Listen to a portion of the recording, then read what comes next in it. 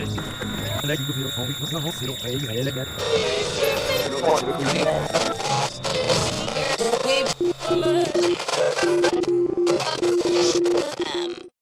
ça va, je regarde vite fait si le farci attrape à 7 il est ouvert. J'ai besoin de m'acheter un nez de clown pour un spectacle pour enfants qu'on est en train de bosser. De quoi? Sinon, tu prends un Babybel. Ouais, c'est vrai, mais j'aime bien un truc qui fait mal. Allez, c'est parti! Bon, c'est un vieux rêve ça. C'est un vieux rêve. Si au moins on avait la date. Ouais. Au moins tu pourrais faire n'importe quoi jusqu'à cette date. Le problème c'est s'il y a un lendemain, t'as l'air d'un con quoi. Ouais. Comme ça, la brute de pomme, tranquille. Je crois que j'ai jamais mis autant de verre à la poubelle à verre que pendant ces 2 mois là. La fête toutes les semaines. J'ai un ou deux potes médecins. J'avais du mal à. Je les avais au téléphone, mais ils passaient assez rarement à la maison. Mais voilà, sinon on n'a rien branlé, on était payé quand même. Voilà.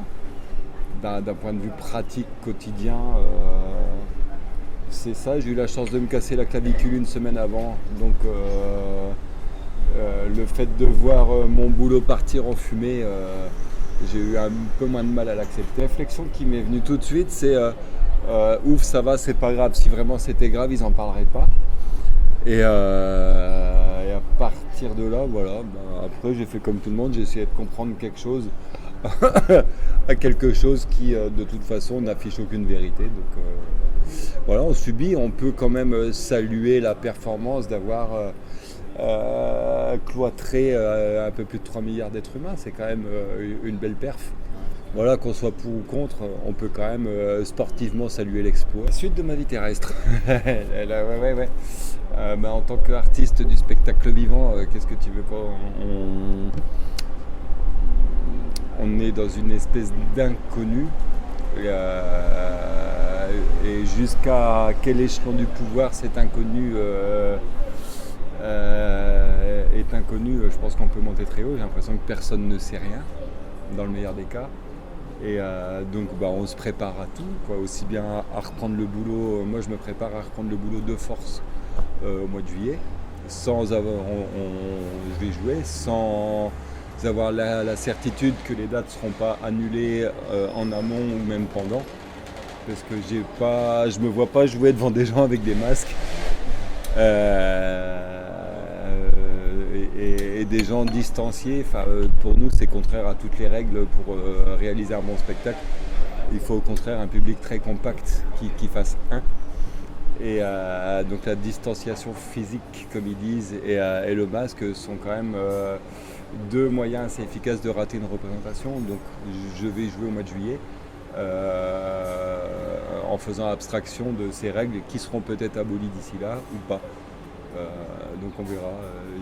J'ai appris ce matin que le gouvernement continuait d'aider jusque fin décembre les compagnies à hauteur de 1500 balles par mois. Donc j'ai du mal à me dire qu'on puisse se dire les doigts dans le nez, on reprend à l'automne.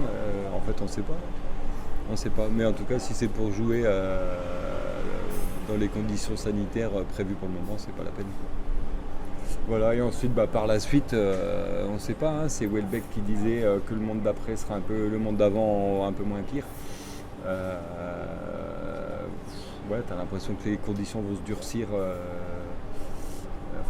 Les conditions de vie vont pas être de plus en plus faciles. Et je m'attends dans les mois ou les années à venir à peut-être faire mes spectacles en échange de courgettes. Pourquoi pas? J'aurais pas cru. Mais j'ai eu un gros début de vidéo pendant le confinement. Il y a combien? 5, 6, 7 vidéos, un truc comme ça quoi. Alors normalement j'en fais une par mois à peine. Voilà, j'ai plein d'idées. Et encore, il y en a que j'ai eu la flemme de faire. Je voulais aller faire des conneries.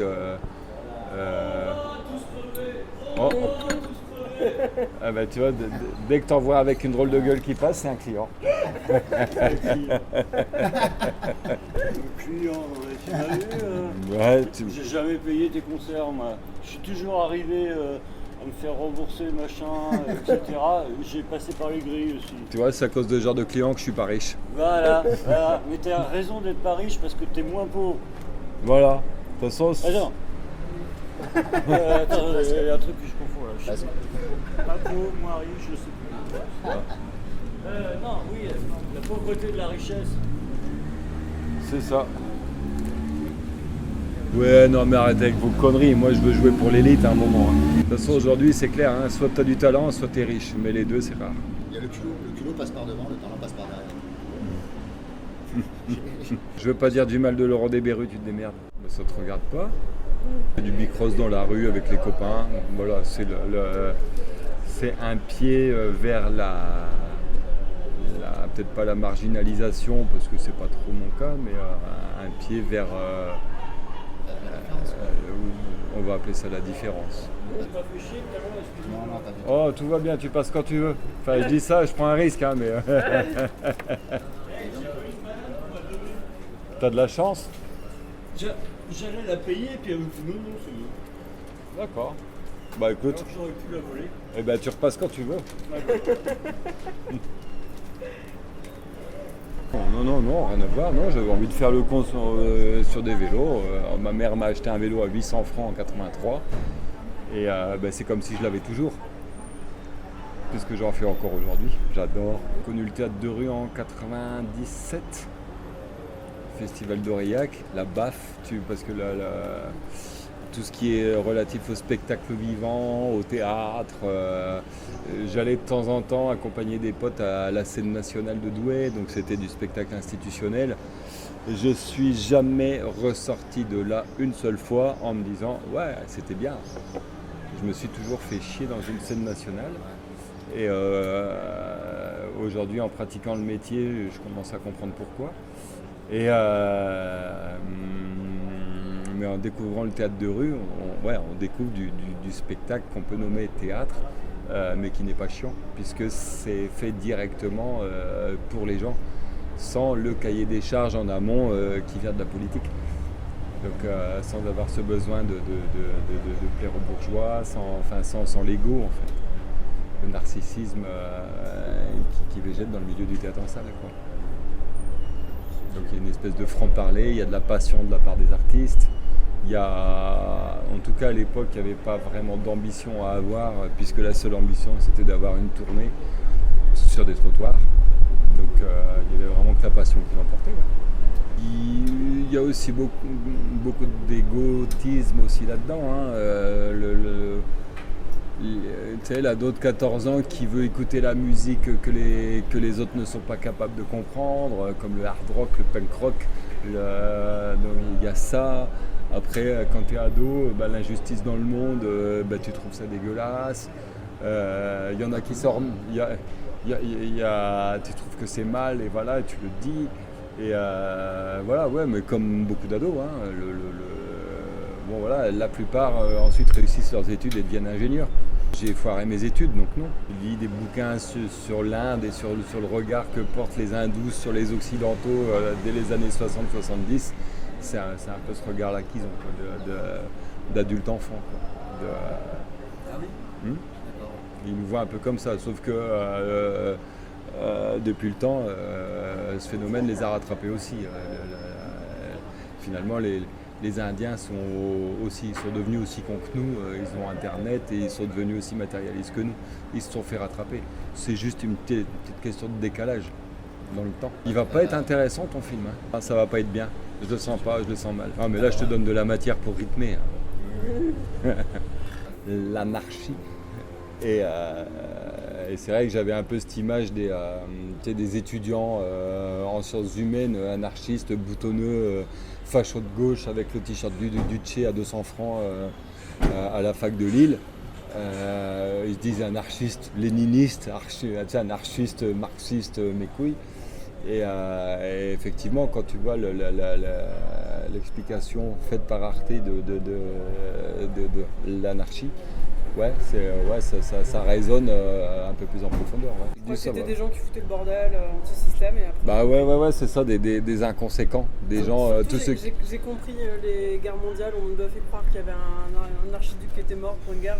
Je trouvais ça con, petite, je me disais mais ils se foutent de ma gueule, là les mecs ils se sont mis sur la gueule pour ça. Bah, c'est Anatole France qui a toujours dit mourir pour la patrie, ouais, mais surtout pour les industries, quoi, un truc comme ça. Et là j'ai compris dans le reportage, le goût de mensonge que j'avais petite, je me disais c'était ça. Ouais, non, c'était pas des nations en colère l'une contre l'autre, non. Vexé d'un assassinat. C'est quoi Lloyd George qui disait les gens ne sauront jamais... Lloyd George, c'est pas celui qui disait arrêtez les flics, vous m'étranglez. Ah non, c'est Floyd. C'est Floyd. Mais lui il disait les gens ne sauront jamais, ne doivent pas savoir pourquoi les guerres sont faites et de toute façon ils ne le sauront jamais. J'habitais à Oust, dans la vallée de la Drôme, où une vallée habitée par les ruraux, les Dromois d'origine et toute une flopée de babacools, souvent prétendant vivre en autarcie, mais qui demandent quand même le RMI et qui bien souvent touchent l'héritage de maman. Ouais, donc les bouffeurs de graines, là, les intégristes.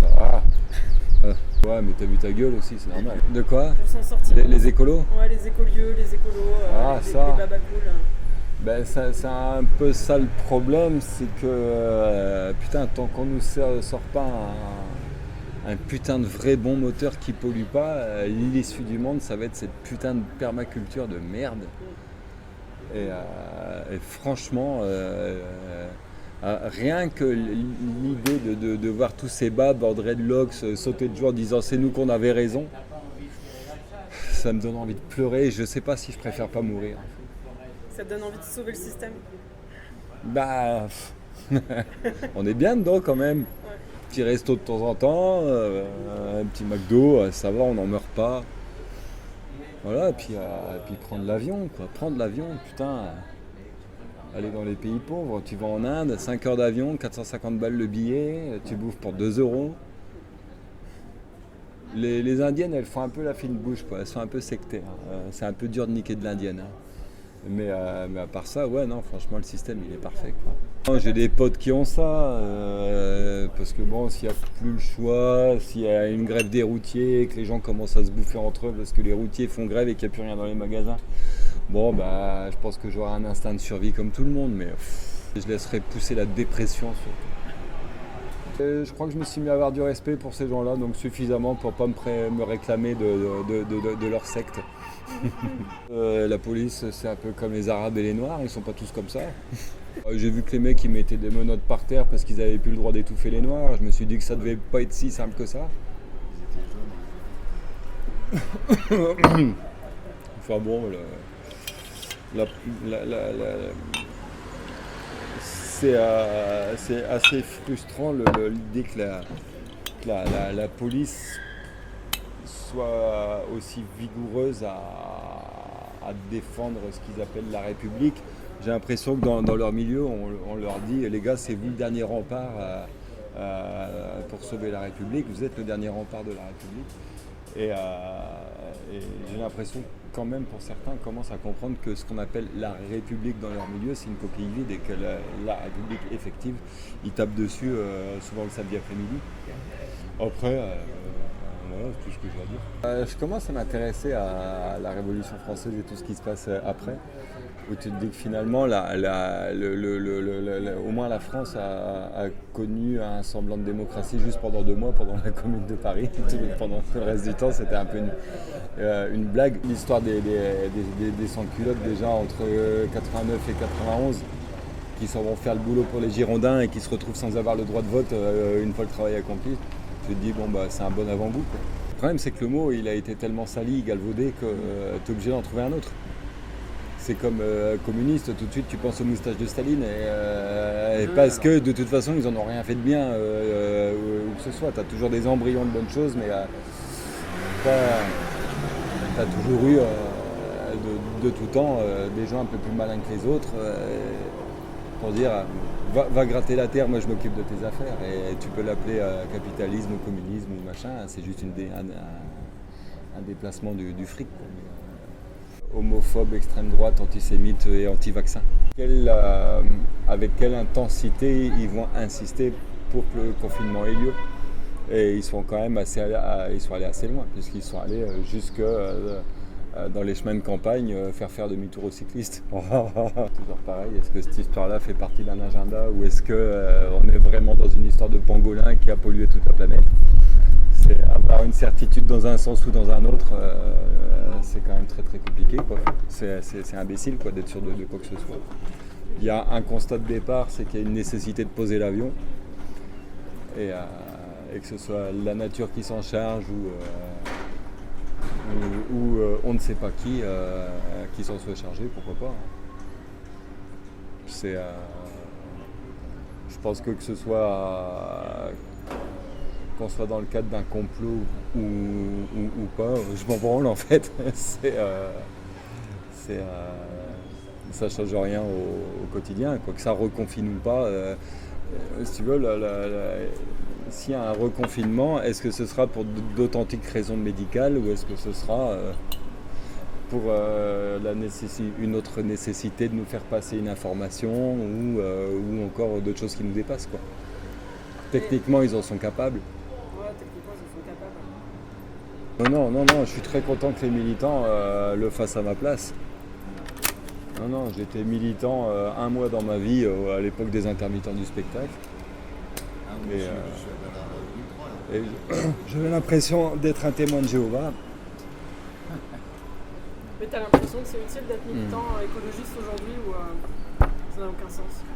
C'est toujours bien de militer, là, quand même, je sais pas. Oh bah, j'ai toujours plus de sympathie pour les militants écolos que pour les militants d'extrême droite. Pourquoi?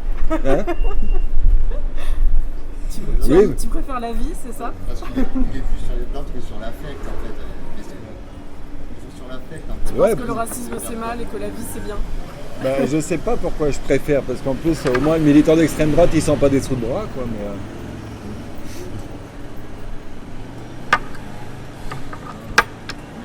ça, c'est une bonne phrase à récupérer hors contexte. C'est parfait. Ah, bah, dans les milieux militants d'extrême gauche, ce petit moment avec le masque de singe pour symboliser la femme noire, oui, ça divise.